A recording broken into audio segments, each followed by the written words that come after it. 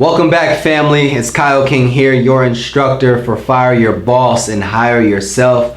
We have finally made it to course 8, which is on developing a successful marketing strategy. And the objective of this lesson today is to give you really an understanding of the purpose of marketing and give you some action item steps, some strategies, some methodologies to help you be proficient and efficient in developing your business's marketing strategy. So let's get to it. So how I have been taught, I believe, has shifted in terms of what marketing truly is today. So if we define marketing as a whole, marketing,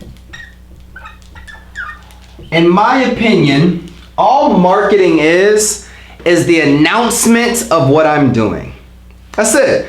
It's really the promotion, the exposure, really you come into the room and you announce, hello, my name is Kyle King, I do this, we do this. That's all marketing is. It's your avenue, your strategy, your methodology on how you're going to announce to the world what you have to offer, right? So usually with what I've learned in school, they have this thing called the marketing mix with it's 4 Ps, right? But in business, we have to operate a little bit differently, and to really be able to expound and do a deep dive on marketing and its components, right? So I have what I call the 6 Ps of not just the marketing mix, not just developing a marketing strategy, but these are the 6 Ps to developing a solid, successful, equitable, profitable marketing strategy. So the first P, I'm gonna let this be the foundation, is the plan. I think a lot of people outplan the plan instead of, like Jay Morrison likes to always say, one of my mentors, outworking the work. If you are continuing to plan, if you are continuing to just go over all of these different things, I think it's important, but you have to be able to perform. However, the components that need to be on your plan are demographic, the who, the what, the when, the how, the where. But really the plan, in my opinion, is the why. Why are we doing what we're doing? Why are we reaching out to this demographic? What is the pain point of this demographic? What are the things that we're going to be solving in this demographic? And then based upon your plan, based upon that plan, then we get to the part, let me check, just making sure, where we're on placement. You know what? I'm just going to write them all up here for us. Placement, price, product. It's going to look really different. Promotion,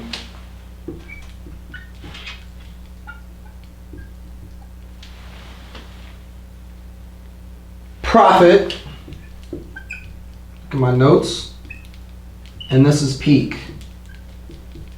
So as we're looking at the plan, you got to ask yourself why. Why are we doing these different things? Because then you have the opportunity of learning how you need to market, where these people are, how you're going to reach them, when they're on social media, when they're checking their email, when they're watching YouTube or Netflix or ads or all these different things. You want to learn the why, right? You want to learn the what, the when, the how, and all those different things, because then you understand how you can place your product, your good, your service, yourself into the market, instead of coming into the market with no plan, with no understanding of where you are, and then you're going to meet all of these barriers to entry, right? So what I need you to understand is, how are you going to figure out a plan so that it can help you position or place yourself into the marketplace that you are getting into in terms of developing this marketing strategy. One thing that I like to look at in terms of placement is who are my competitors. That's when we talk about the SWOT analysis that we discussed in previous lessons. So what are my strengths? What are my weaknesses? What are the opportunities or the threats, the external environmental threats in the potential marketplace? You have to understand what you're getting into so that you can create another plan, kind of the why would this not work? What could go wrong? Why could there be potential barriers or challenges? The plan sets the foundation to be able to move into how we're going to actually place and price and then product, how we're going to place ourselves in the market. So I believe that you should learn how to price whatever it is that your product, good, or service is before you actually create the product, good, or service. Because part of pricing is not always what am I going to price my consumer or my customer. Price, in my opinion, looking from you are the entrepreneur, the CEO, the owner of the organization, I think of price as how much is it going to cost? What is the cost? Because if you're selling a product for $25, but it costs $25 for product development, then I don't really think you're going to be in business too long, right? So you have to develop a plan. You have to understand, all right, this plan, we're going to place ourselves in this market. You're going to have to understand how much is it really going to cost to be in this market? How are we going to what investments are we going to have to make in terms of this market? Based upon what you learn as being a part of that market, understand then how you're going to place yourself in that market. You understand the pricing, the cost associated with that market. Then you get into the part where you talk about product. Now, before we even get to product, I want to share a story. Y'all know I'm big on stories by now. I used to work with Johnson & Johnson, and actually Janssen Biotech, which is the #1 biotech pharmaceutical company, quote unquote, in the world. But one of the biggest things that I did learn as a part of us selling our products, selling our services, selling our, essentially medicine or, painkillers or whatever the case may be, to the consumer, to the patient, is this price, this point right here, product. I believe that a lot of businesses make the mistake, and I talk about it in my books all the time. You're selling products, you're pricing products, you're placing products, you're planning products, you're researching and developing all of these different things, and you don't even know your product. I have people all the time that tell me, hey Kyle, I know you own schools, I know you have relationships with schools, all of these different things. Can I come out and maybe speak, or all these different things? And I ask them, hey, what do you speak about? What's your topic? What value are you going to create within the schools, or what value are you going to create within the parents or with the administrators or teachers? All these different things. And then they looking at me with, like a deer in headlights, just crickets. Crickets. And then I asked them,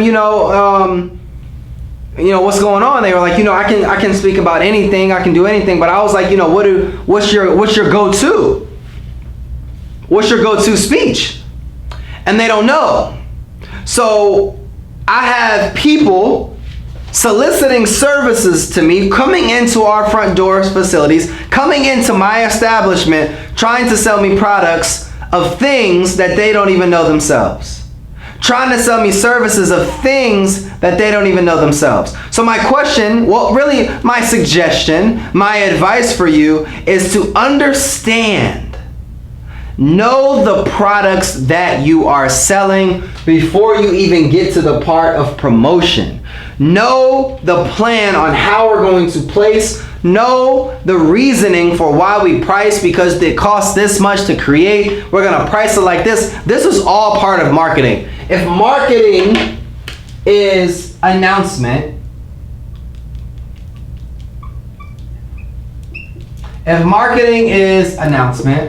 then how are we going to announce ourselves to the world and we don't even know ourselves? How are we going to announce our products, goods, and services to the world and we don't even know ourselves?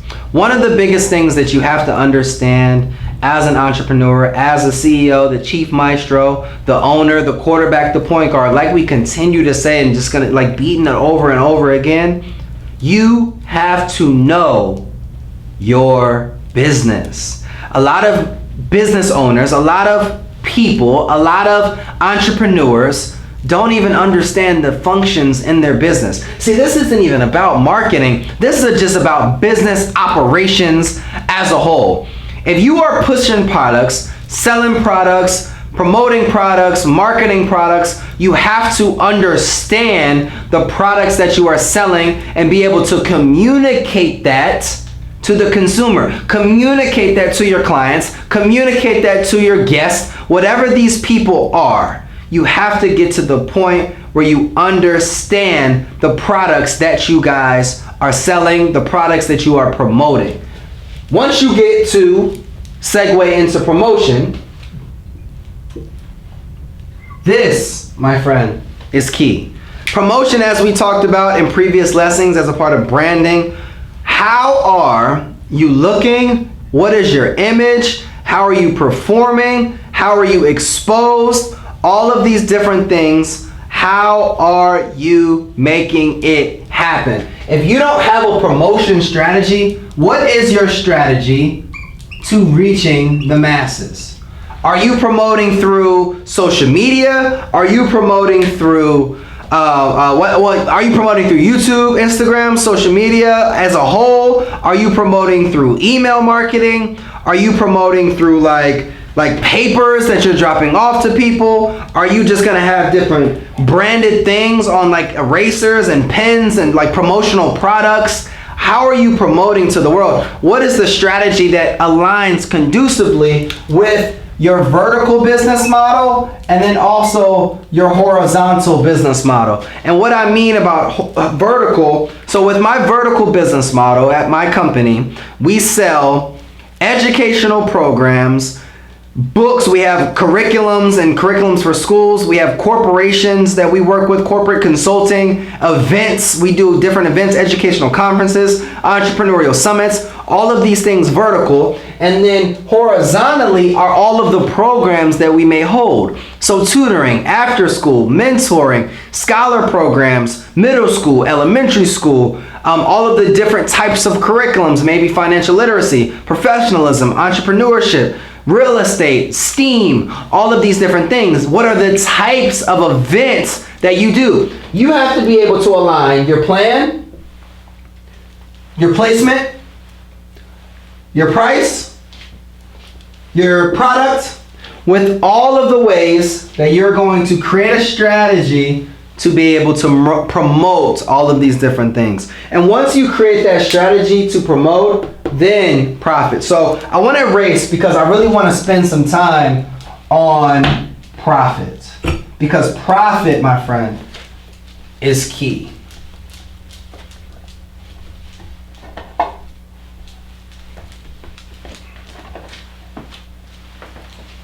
If we think about the last two steps being profit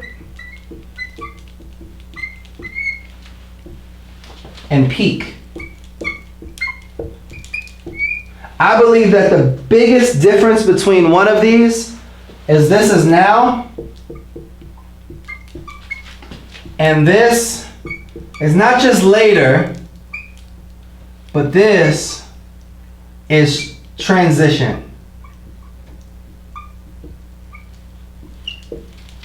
Transition. One of the biggest things that we have to understand in terms of marketing, our marketing as a whole is the lifeline, is the bloodline, is the heartbeat of an organization. It's the heartbeat. If we're talking about developing organizations, if we're talking about building multi-million-dollar organizations and all these different things, it is going to start in that marketing pyramid that we created. We have to create some type of plan. What are all of the things that we're trying, who are all of the customers that we're trying to market to? What are all of the things that we can promote? What is that inventory of revenue generating actions or revenue generating activities that we can be able to create? What is all of the different things so we can place it, so that we can price it, and then we go back and create products surrounded around it, right? But one thing that I need us to understand is we are in the business to what? Make money. So how can I promote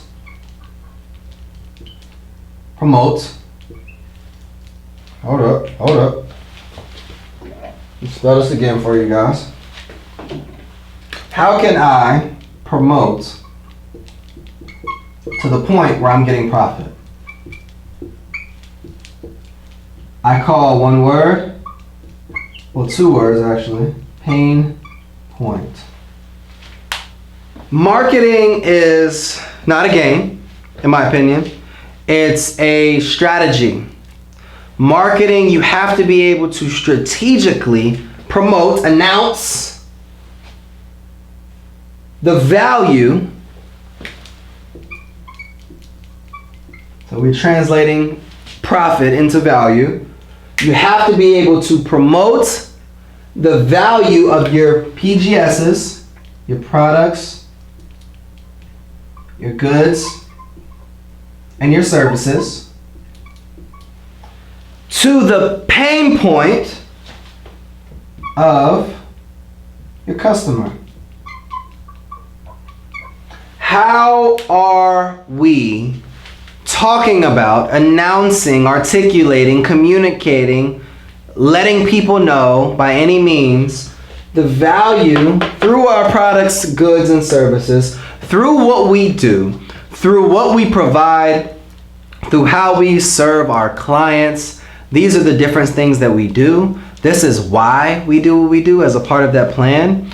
This is the price in which that it cost us. So this is the validation on why we price it this way. But remember that it's not always about the price that you pay. It is about the value that you get. See, I think that a lot of businesses are in business to make income instead of truly creating impactful ways to generate revenue streams through serving other people. Now let me say that again. A lot of businesses are in it just for this. Now I know that serves this purpose, and I know we're in the business to make money, and I know I've talked about it over and over and over again, but what I want you to realize is that this key piece right here, this V word, this 5-letter V word is way more important than this 6-letter P word. It's way more important because if you understand as the entrepreneur that you are, that the problem solver that you are, if you understand how to create solutions for bigger problems, then you will find a way to create bigger profits. See, a lot of people make the mistake where they're focused on creating revenue streams instead of creating streams of impact. Serving your clients, learning their pain points, and then you'll be able to set the foundation for what you're earning in the future. It's as simple as that. What can I learn? How can I serve my clients so now I can learn what they're doing, so that I can learn their system, so that I can learn their challenges, so that I can learn everything about them. So then moving forward, it presents the opportunity for me to earn based upon not action,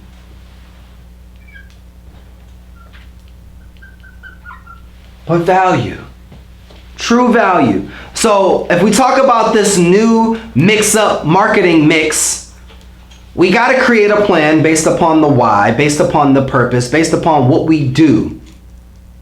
Then we create a way to, let's learn the industry.